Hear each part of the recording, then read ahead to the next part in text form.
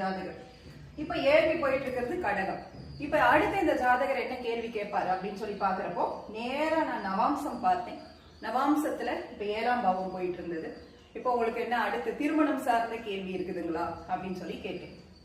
அது மறுக்காத அவரும் ஆமா, இவருக்கு ஒரு 33 வயதாகுது, ஸோ ஏஜ் ஆயிடுச்சு, இன்னும் திருமணத்திற்கு வரன் அமைய மாட்டேங்குது அப்படின்னு சொல்லி ரொம்ப கவலைப்பட்டார். சரி, அப்போ நம்ம அவருடைய 7ஆம் பாவம் அங்க பார்க்கிறப்போ அந்த இடத்துல சனி பகவான் அந்த பாவத்திற்கான அதிபதி அங்கேயே இருக்கிறாரு.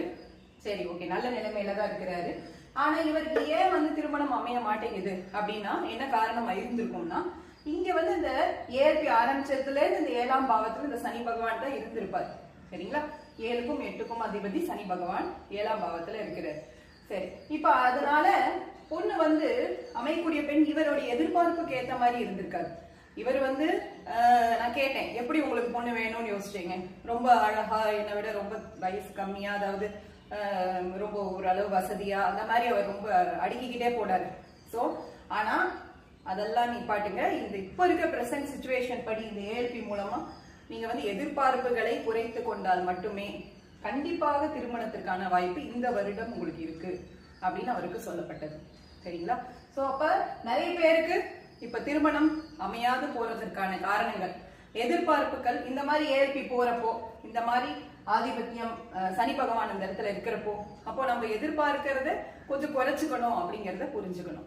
சோ அப்ப அவருக்கு அந்த அறிவுரைகள் எல்லாம் கூறப்பட்டது. ஜாதக ரீதியாக என்னென்ன பண்ணணும் அப்படிங்கறது அவருக்கு சொல்லப்பட்டது. அதை அவர் ஏற்றும் கொண்டார். கொஞ்சம் அவர் வாதாடினார், அது எப்படி அப்படின்லாம் யோசிச்சாரு.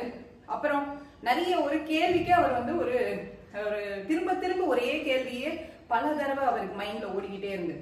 அப்போதான் எனக்கு ஒண்ணு கவனிக்க தோணியது, அவருக்கு மன அழுத்தம் அதிகமா இருக்கிறது நல்லா புரிந்தது. அது குறிப்பா அந்த வேலை சார்ந்த அழுத்தம் அதிகமா, ரொம்ப அதிகமா இருந்தது.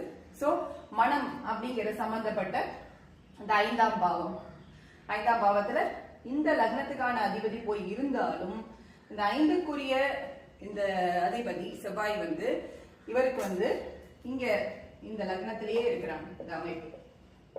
சரிங்களா? சோ அப்ப ஓகே, நல்லா தானே இருக்கு அப்படின்னு சொல்லி பார்த்தாலும் இப்போ அவருக்கு இந்த அமைப்பு இது போல சூழ்நிலை இருக்கு. இந்த வேலை சார்ந்த சிந்தனை ஓட்டமும் ரொம்ப அதிகமா இருக்கு, திருமணம் சார்ந்த எண்ண ஓட்டமும் அதிகமா இருக்கு. இது ரெண்டும் அவருக்கு ஒரு தீராத கவலையை கொடுக்குது. பிளஸ் இந்த அமைப்பு உங்க எல்லாருக்குமே தெரியும், நம்ம செவ்வாய் இந்த இடத்துல நீசபலம் பெறாரு, இங்க சந்திரன் நீசபலம் பெறாரு. சோ இதுவும் கூட ஒரு காரணமாக நம்ம எடுத்துக்கொள்ளலாம். அவருக்கு மனம் சார்ந்த டென்ஷன்ஸ் ரொம்ப அதிகமாக இருக்குது அப்படிங்கறத எடுத்து